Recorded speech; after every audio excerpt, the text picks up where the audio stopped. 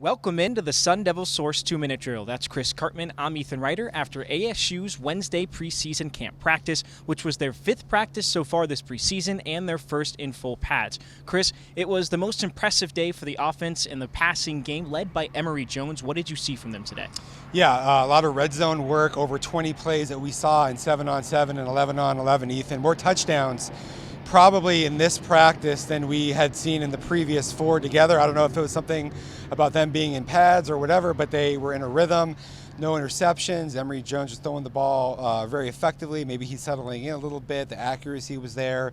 Giovanni Sanders, a former walk-on receiver, had a great catch in the back of the end zone. Chad Johnson had a double tap touchdown. Messiah Swinson was getting in the back of the end zone for some catches. The secondary actually had pretty good coverage on some of them, but just were beaten by better offensive play. And that's important for the Sun Devils because that's one of the chief areas of concerns about the team going into the season. Yeah, and another part of the offense, replacing a guy like Rashad White is going to be hard for the running back group, but they've actually impressed a lot so far in preseason camp. So what specifically have you seen that's been so impressive? Well, Xavier Valladay, the Wyoming transfer, comes to practice every day like a professional. Great attitude, energy, effort. He always takes the ball exactly where it's designed to go. He hits the hole quick and hard. There's no tackling out here, so you're not necessarily seeing what his contact balance is, but that was actually quite a good component to his game. And I think he's a little bit better athlete than people had anticipated. And then Daniel and God are really stepping up after the loss of White and DeMonte Traynum. Someone I think he's in his best shape of his career, and he's playing as smart and as focused and dedicated as he has since he's been at ASU, and understanding that the opportunities in front of them, and those two are clearly head and shoulders above everybody else, and they're going to get a lion's share of the carries.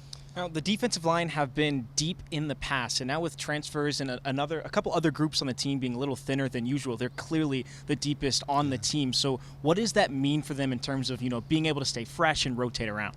Yeah, and they have one of the longest running coaches in Rob Rodriguez, being able to work with those guys for the last few years, and he's developing depth. And last year they had some guys that went out with injury after they thought they were really deep, and then they had to sort of kind of string everything together. So they added more players from the junior college level, Division I transfer Nesta Silvera, their defensive ends, Joe Moore, Trevez Moore, who's looking good coming off the ACL injury, and Garen Stansberry, who's a year older. They're ready to play almost as good, if not maybe better in some respects than their starters, especially from a athleticism and pass rush standpoint. And so Rodriguez said, hey, I'm going to go by series. We're going to rotate guys.